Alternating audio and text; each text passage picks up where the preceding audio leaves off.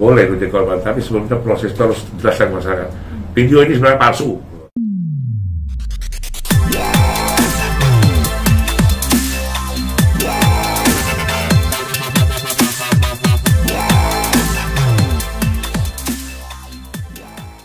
Bisa dijelaskan hari ini agendanya seperti apa sih, Bang? Selamat sore dulu semua. Assalamualaikum warahmatullahi wabarakatuh. Sore ini kita ada sedikit press conference untuk menjelaskan terkait kasus video porno, dan mungkin kita akan memberitahu sedikit kepada penyidik ataupun terkait kasus-kasus tersebut ya. Karena kita pantau kayaknya kasus ini makin lama makin membias bagi kita.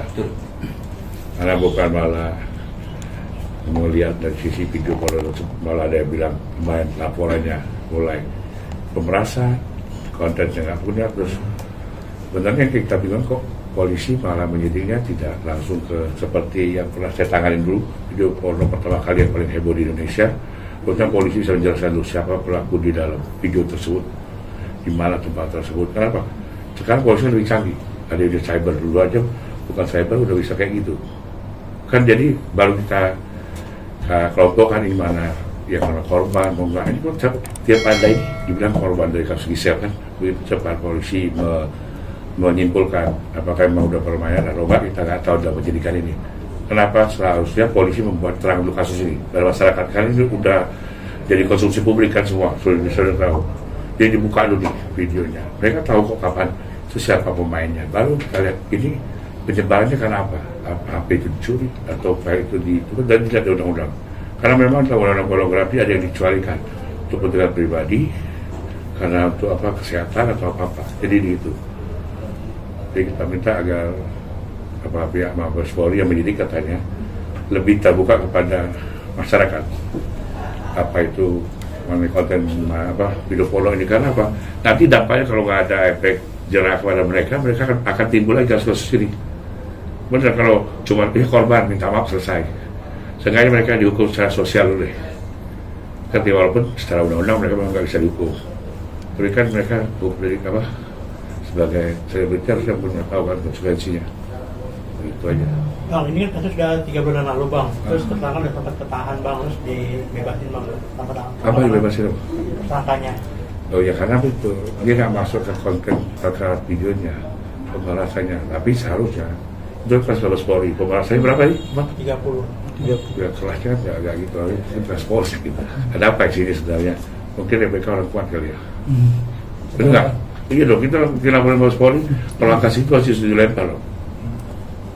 Dari situ kita harus, ya bukan tantanya, kita minta Pak Kabar Eskrim untuk melihat kasus ini secara kontinu, bagaimana perkembangan kasus hari per hari. Kenapa? Jangan langsung disimpulkan korban. Dibongkar dulu ini kejadian di mana, film ini kapan film terjadi, dibuat, itu masih tahu kok. Kenapa? Jejak digital itu kalau bisa dihapus. Nanti apa tempatnya di mana, jam-jam berapa, baru masuk ke siapa pelaku di dalam video porno tersebut. Ini kok belum udah bilang korban. Mungkin korban pemanasan ya. Tapi yang kita lihat ini skop yang lebih luas.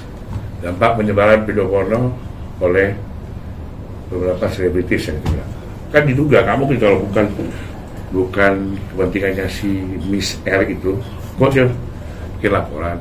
Kayak kemarin laporan lawyernya bilang tentang film, soalnya nggak jadi ya, bilang pemerasan ya kan, beberapa kali siang kan, dari siapa? Sandi, terus siapa lagi? Ramzi ya? Ramzi. Iya, gitu aja. Jadi karena kan juga tolong tanyakan ke Mabes Polri itu gimana lanjutannya, karena ini kan itu masyarakat Indonesia, efek domino nanti. Kita ini masih mempunyai budaya etika timur yang sangat kuat dan agama, jadi dan sampai membuat adat kita jadi tercoreng lah. Bang, kalau video ini awalnya niatnya emang untuk koleksi pribadi aja gitu, tanpa ada ingin niat menyebarkan, itu gimana, Bang? Iya, biasa saja, tapi dalam penjelasan undang-undang itu jelas, Mas. Untuk orang pribadi, misalnya dia suami istri yang sah, terus dia punya kepentingan buat apa nih? Buat menambah kemesraan kan gitu. Hanya Dr. Alisek kayak gitu. Tapi untuk pribadinya memang harus dilihat norma agama juga. Kalau dia kata di bawah umum ataupun di luar nikah kan itu nggak masuk, dan mereka bisa dikategorikan udah kena pasal perzinahan kalau saya lihat. Kan jangan sampai dikutuk dengan korban. secara tidak langsung tuh mereka udah kena pasal penghinaan loh, benar nggak? Udah jelas di video tersebut. Karena mereka ngaku tuh mereka kan mirip katanya, benar nggak? Bang, dari Kotak sendiri sudah melaporkan juga nggak kepada pihak Barreskrim dan prosesnya itu sekarang seperti apa? Kalau bagaimana lapor nih? Ada tugas kalau saya cuma terkait kasus global. Iya. Gimana? Baik, terima kasih. Saya perlu jelaskan bahwa terkait dengan laporan kita ke Mabes Polri, kita masih menunggu proses hukum. Tapi tadi saya sudah koordinasi juga sama Pak Kabar Reskrim langsung barusan, kurang lebih setengah jam yang lalu. Saya besok mungkin sama teman-teman akan melaporkan ke Propam Mabes Polri terkait dengan oknum-oknum yang terlibat dalam proses hukum yang melibatkan oknum. Kita oknum ya.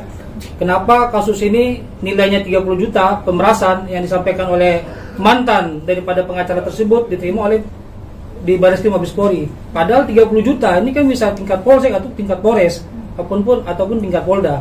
Tadi sudah lapor ke beliau, saya ada WA juga ke beliau dan beliau respon, ya kan silakan ke komplain. Maka besok kita laporkan ke Propam, kita minta kasus yang terkait dengan kekerasan dan pengancaman yang dilakukan oleh mantan pengacara tersebut.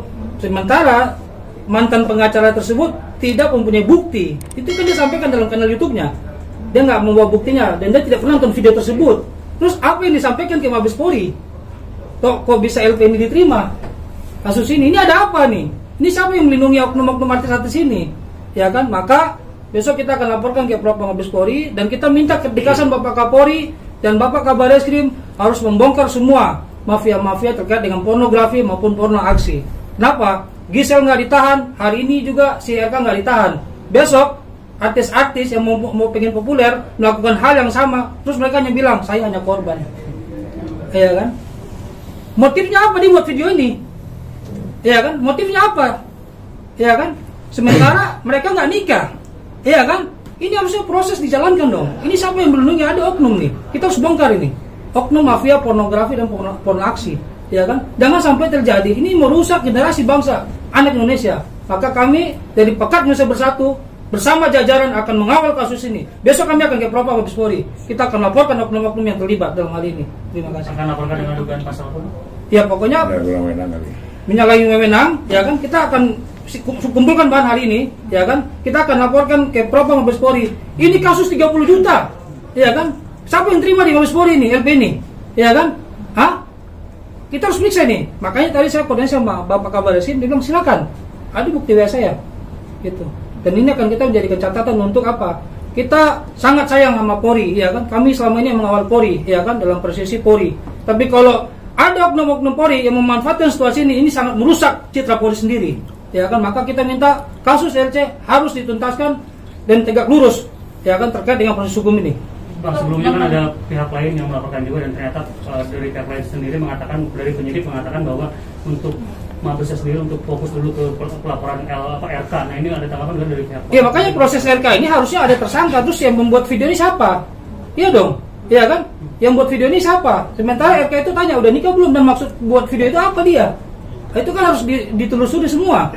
Ya kan? Terus ada mantan pengacara yang hadir di konferensi pers mengatakan bahwa sudah pernah buat laporan terkait dengan kekerasan dan pemerasan, ya kan? Dan nilainya 30 juta, ya kan? Kenapa nggak laporkan ke Polsek, ya kan?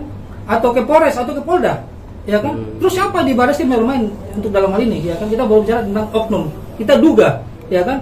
Dan kita akan beresin dan besok kita akan laporkan ke Propam Mabes Polri. Apakah ini kan dalam pelaku dalam video tersebut kan pelakunya ada 2 orang. Apakah cuma RK doang? Iya pelaku apa ini? Pelaku kan ada penyebaran, terus yang membuat video siapa? Pembuatnya itu. Mbak gini. Saya kan pernah nangani kasus itu ya. Bilang ada video porno yang heboh. Dulu Mabes Polri sangat cepat menyita semua barang bukti, membongkar bagian ahli dilihat ini di mana tempatnya, sampai karpet spraynya pun bisa dapat. Nah kok polisi ke situ gitu.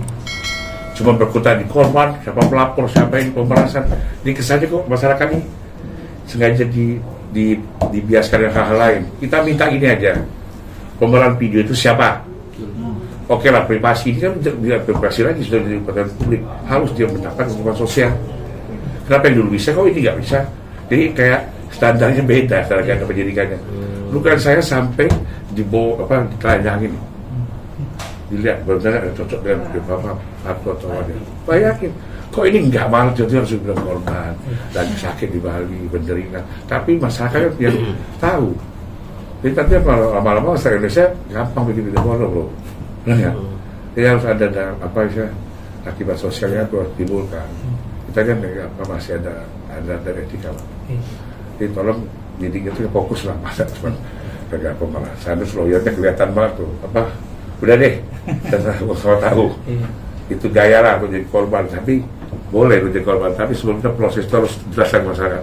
Video ini sebenarnya palsu, video ini siapa-siapa, oke? Habis itu pemeran minta maaf bahasa Indonesia, itu fair, enggak? Dulu pernah dilakukan oleh Mabes Polri pada tahun berapa tuh? Saya cek, ada beberapa pemeran wanita yang meminta maaf kan? Nah, selesai, masyarakat menerima. Ini kok enggak gitu? Sibuk dibiasakan korban lah, males lah. Ini kan nggak bagus, jadi apa?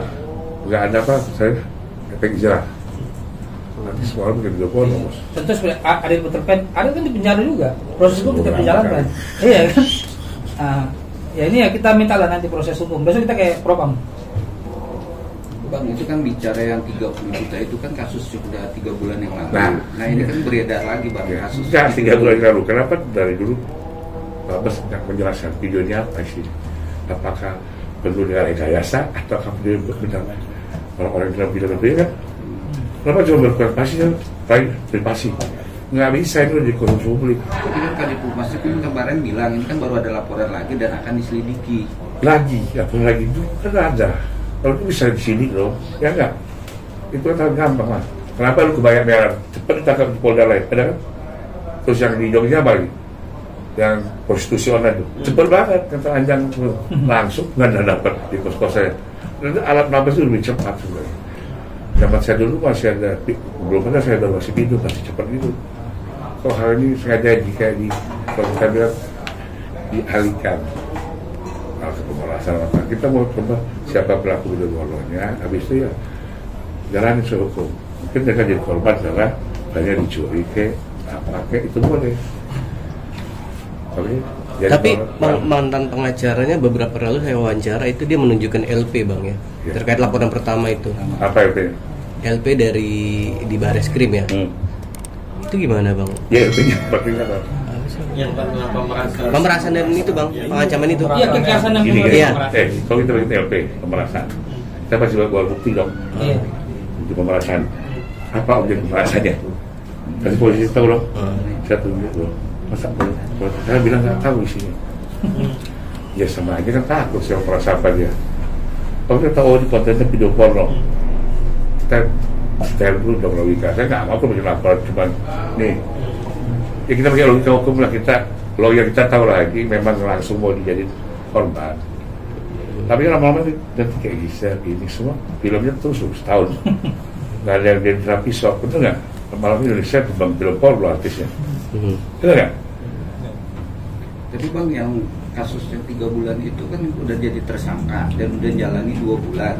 Tapi dari pihaknya R itu damai, makanya dicabut dan keluar kan. Iya.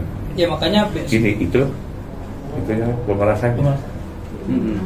Tapi kan nggak nanya, itu kan ada penyebarannya. Tapi video porno banyak mas, penyebaran kena, pengunduhnya kena, ngambil filenya kena, pembuatnya kena. Itu tadi diklasifikasikan. Ini kok mau cepat aja bentuknya, ngerti kan? Kemudian dibuka lebar-lebar di pemerannya siapa? Tanya kenapa bisa dicuri atau kan diurusan kan itu. Undang-undang ITE dipakai, undang-undang pornografi dipakai, KUHP dipakai. Kemarin juga pengacara dari pihak Randy itu bilang bahwa bukti-bukti itu udah dibakar Bang, udah habis. Tapi kenyataannya di bulan ini atau di dibakar apa maksudnya? katanya udah berkas-berkas itu bukti-bukti Ya itu oke, dibakar. tapi kan file videonya masih ada. Nah itu yang buat jadi yang penyelidikan saat ini Bang. Iya, dan polisi nggak mungkin dibakar. Bang berarti kesimpulannya tim Pekat menganggap kalau pelaku itu bukanlah korban dong ya? Yang ada di video itu ya? Ya. Bukan kok, saya nggak, tapi kita minta diterangkan dulu. Cuma polisi yang punya alat tuh. Ini video ini perannya siapa, dibikinnya studio mana, jam berapa, tahun berapa. Di situ ada lagi dong, karena penyidikan terhadap pelakunya. Dan langsung bilang korban. Benar nggak? Iya. Pembentuk undang-undang juga mau minta itu kan secara gamblang dijelasin dulu. korban itu bagaimana? Dia tidak menerima uang sama sekali, dia tidak sadar bahwa itu tercuri atau tergeletak. Terus saya ceritain kapan saya tuh kasihan banget kan saya. Udah tahu dicuri, terus bilang dia pelaku. Bayangin, ya kan? Hukumnya harus jadi adil di semua sisi.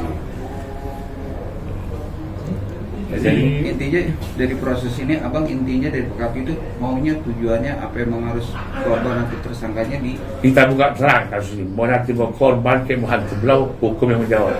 Bahkan kan tidak boleh menterpasi hukum, tapi kita tahu bahwa polisi punya data punya kemampuan untuk membuka ini semua.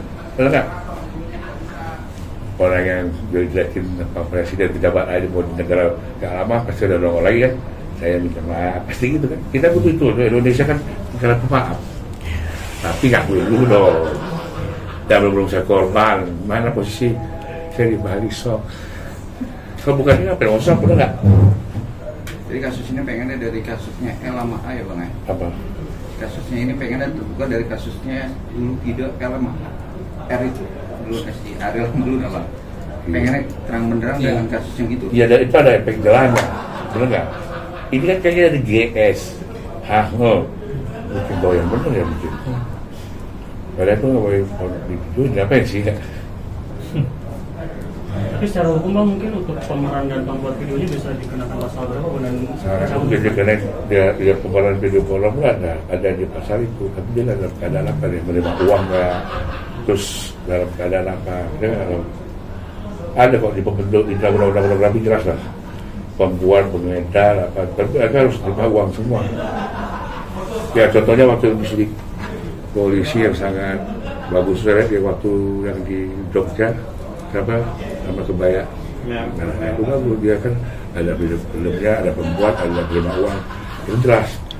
Terstruktur ini kan belum jelas harus dibilang korban. Yang buat siapa dulu nih?